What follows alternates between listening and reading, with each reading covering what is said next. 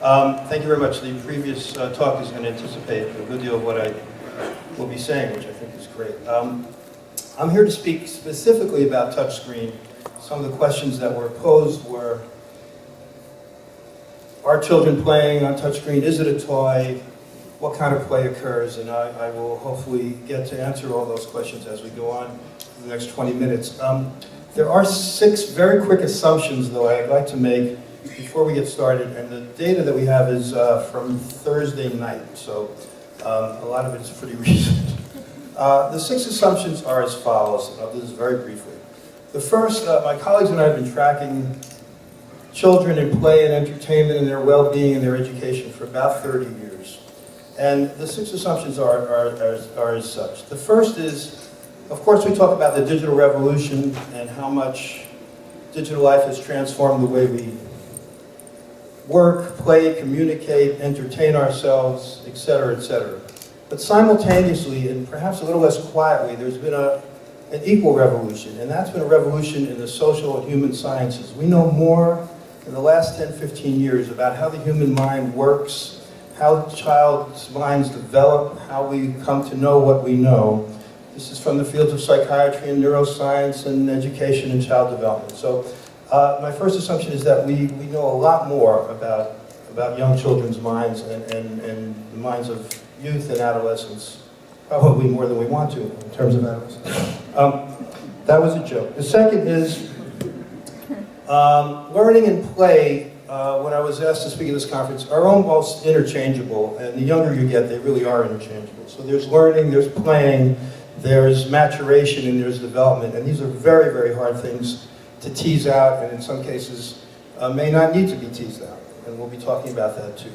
And the third is that the market has responded to that, and I first saw that with my colleagues with educational television, that parents and the purchasers and the gatekeepers for children are very interested in having their children have engaging play experiences, but also experiences that benefit them in a quote-unquote educational way, so that their child is growing, learning, and developing through those experiences. And I'm sure you've all seen that in the market.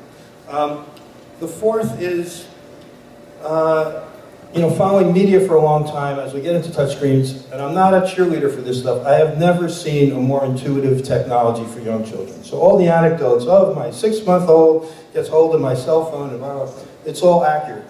There's a level of abstraction missing.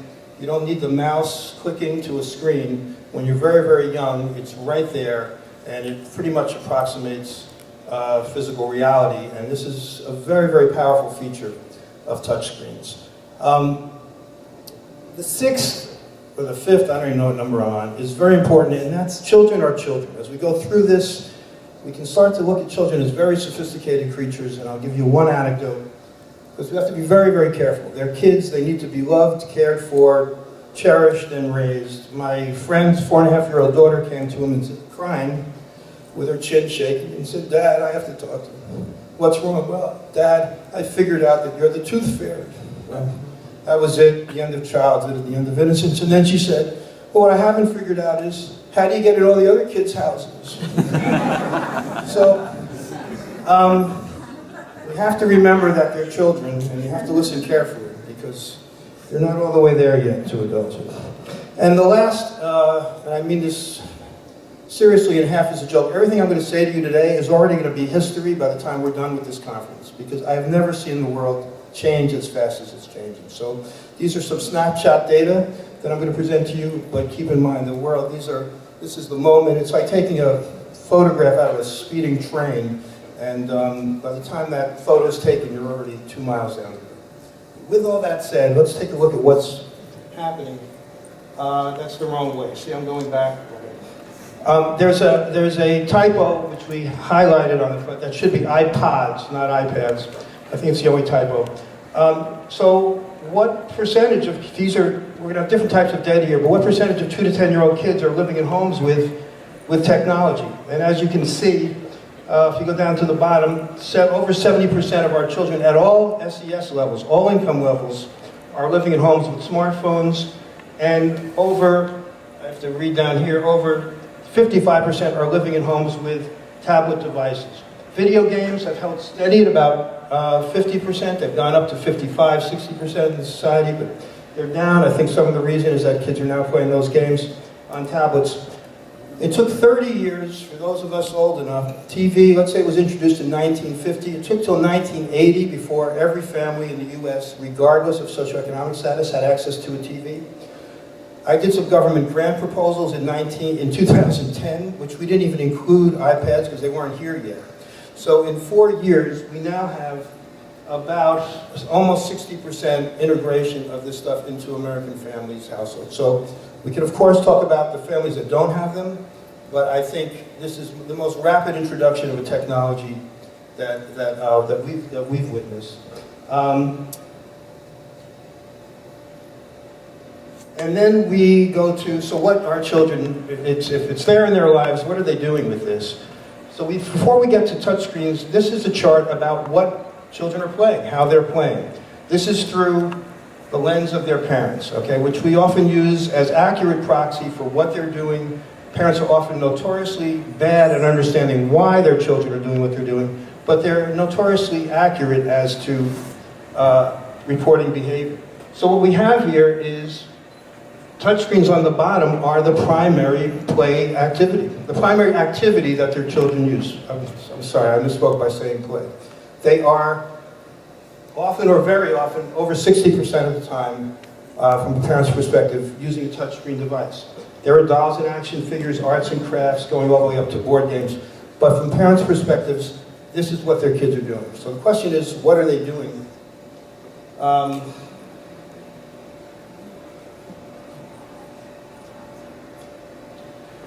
And I think this is where, when I said earlier, this data will be dated soon, but right now, this is what we understand children are doing with their iPads. Now, these are children from birth to 12. We have it broken down by age, but for the sake of a 20-minute presentation, we're going to group it together for you. I can answer any questions later by age. But what we see is game playing is the most frequent use of touchscreen on the parts of children. That's at over 60%.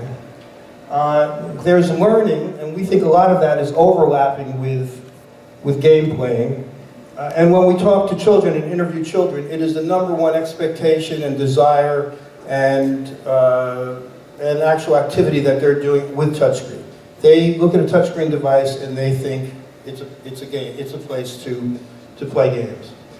They're viewing stuff though. They're watching videos, they're watching movies, they're watching whatever they're watching. They are communicating, and as you can imagine, that's very much one-to-one correlated with age. So as you get closer to adolescence and communicating with your friends and texting and phone calls become more important, that number goes way up. And there's utility use, and that's, what's the weather? And when I did work years ago on Pokemon, the website was used almost exclusively for knowing what new Pokemon monsters were coming out, not as a place to play. It was a information site. So we see, all different kinds of use. If we did a little survey right here in the audience, I bet you we'd come up with 50 different ways in which we use our smartphones. It's a compass. It's a, I don't need to go through the whole thing. It has 50 different uses. For kids, these are the primary uses, but primarily, as it should be, kids are using touchscreen to play. Now, did I go backwards? Yes, it's not easy.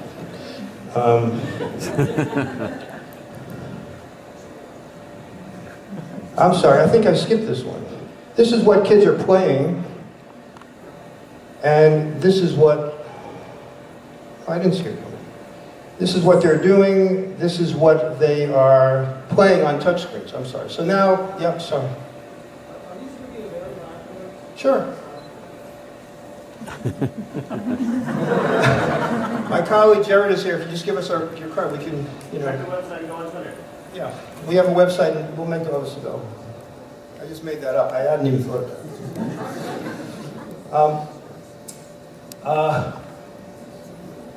So interestingly, so now we're on, not just play in general, but play on a touchscreen. What type of play are they doing?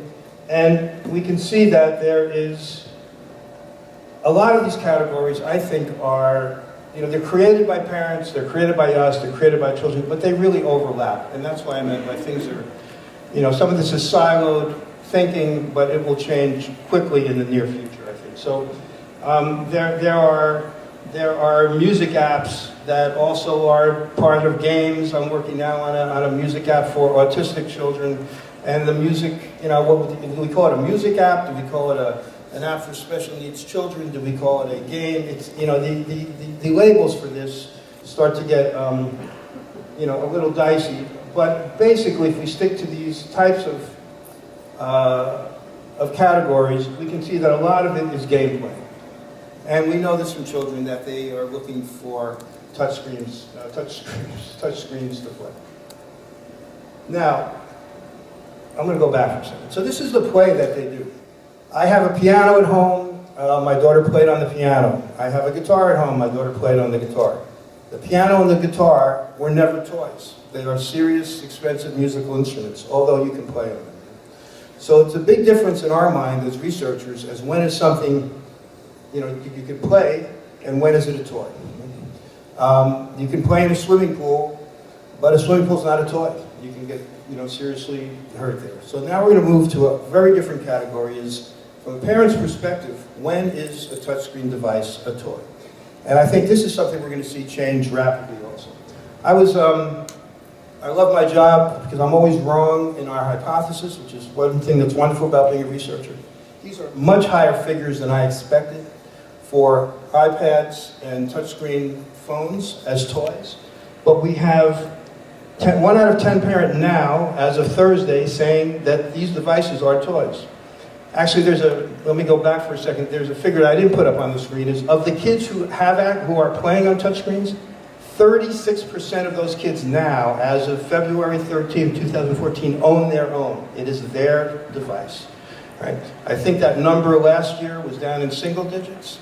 And, these are, it could be that you have an iPad 1 and then you graduated to a new iPad, and so you give your kid the iPad 1. It may not be first generation, but these kids have their own touchscreen devices, 36, within a couple of years. I think that figure will, as prices come down, will skyrocket. So 10% always, it's always a toy. It's a toy. About a third say it's never a toy. It's like the piano in my house, it's the guitar. You can play on it, but it's not a toy. But the important thing, I think, for this audience is almost 60% of parents now, February 13th, when data came in, say that it's sometimes a toy. Which says a lot about the device, right? Because it functions in so many different ways. Sometimes it's a phone, it's rarely a phone actually anymore. Sometimes it's a phone, sometimes it's an email. Sometimes it's a way to access the web, sometimes it's my alarm clock when I'm traveling, sometimes it's all these different things. But for parents of children 0 to 12, it's sometimes a toy, with 1 out of 10 saying, always a toy. And so what are the evaluative criteria that parents are looking for when they're buying? And we tried to stay away from apps in this presentation because there's so much work been done on that. We're trying to stay on the technology itself, but it's almost impossible because the two things go together so hand in glove, of course. So what are my evaluative criteria for purchasing? And I love this chart as a researcher because it goes through everything we've been watching for years. Age appropriateness is the #1 criteria at, I think, almost 80%, combined with educational value, right? And then if you jump down the play value at almost 40%. So what I'm looking for is something that's developmentally appropriate for my kid, that's going to benefit them in some way, and we know that the definition of education changes rapidly in this society, and appropriately so. And play value is there. Innovative technology in and of itself is a feature, is on the list, but it's not the highest thing on the list. And price is up there, but we often see in many other categories price leading the list. In 1992, when I started doing research in educational television in '89, in '92 when Barney took over the world, educational content was legitimately social and interpersonal skills, right? Play, please and thank you were the magic words, and that met our criteria for education, and rightfully so. Parents needed help in these kind of basic social skills. With the passing of No Child Left Behind in 2002, when academic student performance outcome became by law, not just a good idea, but by law, the way in which we're going to evaluate the success or failure of schools, we saw a big shift in how education's been defined. Now we're seeing a big shift again to include all kinds of, you're talking about the Common Core before, including interpersonal, collaborative, communicative skills. If you took all the immigrants in the world, they would be the 4th largest country in the world right now, after China, India, and the US. There are 50 million immigrant kids in the US, so the ability to understand one's identity, to understand another child's identity, to be able to communicate and collaborate and play across cultures, to become a defined educational goal. It's all in the rubric of what's called 21st century skills. So I think the next 5 years we're going to see a huge shift away from just pure math, science, academic performance as our definition of education, to include a wide range of skills. It's part of the pushback on Common Core is that teachers are being asked to do so much and teach basic academic skills as well as all these other types. But I think this is extraordinary, that this is what parents are looking for. And here in some way is I'm going to take a breath and talk about this chart. It's pretty much the core of the matter, and very well foreshadowed by David and Steve before in their talking. So what do we see? This could all change, but what do we see now as, and this is not good or bad or vice versa, these are not moral issues, but what do we see about touchscreen, play and learning, and what's called traditional toys or non-digital play and learning? Well, the first, we broke into 4 categories. Let's call creativity. For the most part, although these guys talked brilliantly about what we call sandbox apps, which are apps that you're free to create and play in, for the most part, if you look in the app world and you look at touchscreen, they are, on the left, I hope you can read this, defined rule-based play. Monopoly, chess, Candyland, these are defined rule-based play. You don't make up the rules every time you play. These are wonderful ways to play. There's nothing good or, it's not a hierarchy of good or bad. Gaming on apps, for the most part, at this point, is still defined rule-based play. It is play and game defined by the app. The child is not integrating the iPad, the touchscreen device, or the phone into their gameplay. The app, and the touchscreen is basically setting the groundwork and the parameters for the child to play. And there's another feature, though, that's extraordinary, is it's providing ongoing feedback to the player in 2 ways. You know exactly how you're doing, and you can level up, which is another way of getting feedback. In traditional play, it's more often that the child is integrating the toy into their play. Let's have a tea party, and I can use lots of, I can take my bear and my doll and my mother's good china and all this stuff and integrate everything into the play. The second is that the toys are integrated into the child's play and not the other way around. And these guys are talking about it very, very well before. And the third is mastery is subjective. There's nobody there. You know, if you think about app and online life, if we got up in the morning and said, Mike, you know, the way you put your pants on this morning was just brilliant. And, you know, you could have tied your tie a little bit better, just give it another try. You get instant feedback on every single thing you do, every moment you're doing it, which is highly, highly compelling. I'm getting 2 minutes on. Going to social for the apps, for the most part for children, for a variety of reasons, is still single-player play. If it's competitive, it's a personal best. You're competing against yourself, and it's not mediated. There's no one there to guide you, et cetera, et cetera. The opposite for traditional play, it's often pair and group play. It's interpersonal competition, and it's often mediated. For sensory, these guys spoke about it brilliantly. We can begin to approximate physical reality, and it's mostly fine motor skill and use development, whereas traditional play, it's touch, sight, sound, smell, and taste, and it's fine and gross motor skill development. The last is, traditional play is usually direct experience. It's what's in my world right here. With app play, if you want to go to China, you can go to China through the app. You can, it really exposes you to an extraordinary amount of the world. I'll leave you with one, going back to I have 30 seconds, I think, going back to my statement that, what we're talking about is the past. I was out in California doing some research on digital learning products for schools, and I was fortunate to be taken on a tour at Stanford, and there is a 6.5-foot touchscreen device where medical students are doing autopsies. Now, it's not exactly doing an autopsy on a human body, but it was amazingly close. Right? So the use of simulation and what can happen, and with the use of touchscreen in the world coming out of a variety of fields other than play, I think I think the future is going to be a good deal of, as you say, 3D printing, but also in its amazing simulation. There's a study that I can send you, somebody asked if we can get this stuff later. One reference is a big study just came out of the Department of Education that learning the solar system using a simulation, 3D and 4D simulation on apps raised academic performance tremendously because you could actually see the orbits of the planets in a whole different way. So it really does enhance learning in many, many ways. For 5 seconds, we think there is an overlap. There's traditional toys, there's apps, and then in the middle there are touch screens as toys. And we can go talk to people about that later. We did look at 4 new toys. We just picked them randomly to see really an integration of touchscreen and traditional toys. There's one where you put your cell phone in the truck. There's one where the car goes over the screen. There's car bots, and there's bits. You probably know these. And interestingly, the scores were not through the roof as to parents' perceptions of whether the kids would want them, but they're getting there.